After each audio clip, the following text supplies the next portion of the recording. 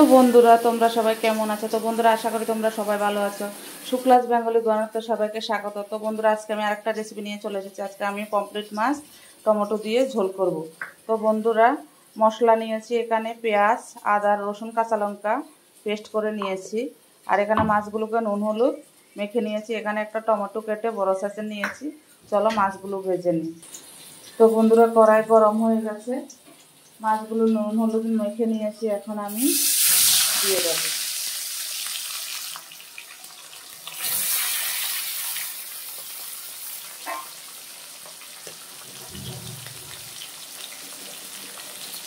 আস্তে আস্তে উল্টে দেবো।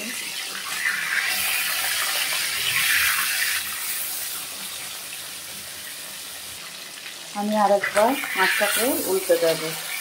তো বন্ধুরা পমফ্রেট মাছ সবারই প্রিয়, খেতে খুবই ভালো লাগে, কাটা কম। তো বন্ধুরা মাছগুলো মোটামুটি ভাজা হয়ে গেছে, খুব কড়াকড়ি আমি ভাজিনি। এখন নামিয়ে নেব।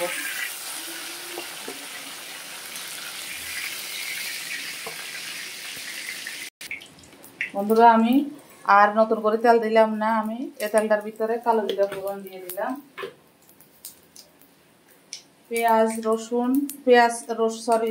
পেঁয়াজ, কাঁচা লঙ্কা, আদা আর হলো জিরের গুঁড়ো, নুন হলুদ এখানে মিক্স করে দিয়ে দিলাম। আমি এটা মশলা তৈরি করে নিয়ে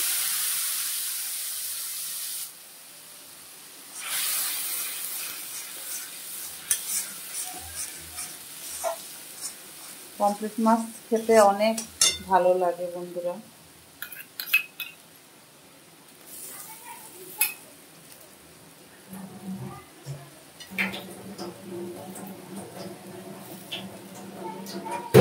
মশলাটা বাটি ধুয়ে একটু তেল জলটা দিয়ে দিলাম।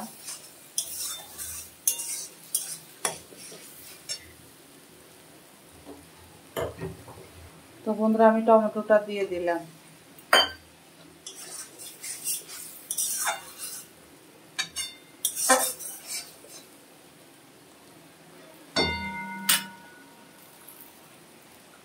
তো বন্ধুরা এই মশলার ভিতরে আমি মাছটাকে ছেড়ে দিলাম, তাহলে খেতে খুব ভালো লাগে, মশলাটা ভালো করে ঢুকবে। আমি দুটো মাছে ঢেলে দিলাম, আর একটু হালকা জল দেব।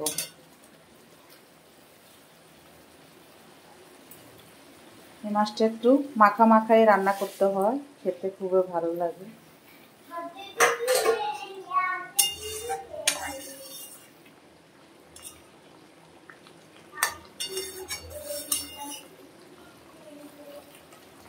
পমফ্রেট মাছ একদমই রেডি, তোমরা দেখতে পাচ্ছ। একটা আমি পাত্রে ঢেলে নেব। খুব সুন্দরভাবে টমেটো দিয়ে মাখা মাখা হয়ে গেছে, দেখো। এখন আমি পাত্রে ঢেলে নেব। তো বন্ধুরা মাছটা আমি এখন ঢেলে নেব। দেখো একদমই গরম গরম সফট মাছটা, খেতে খুব দারুণ লাগবে বন্ধুরা। গরম গরম আমি পরিবেশন করব।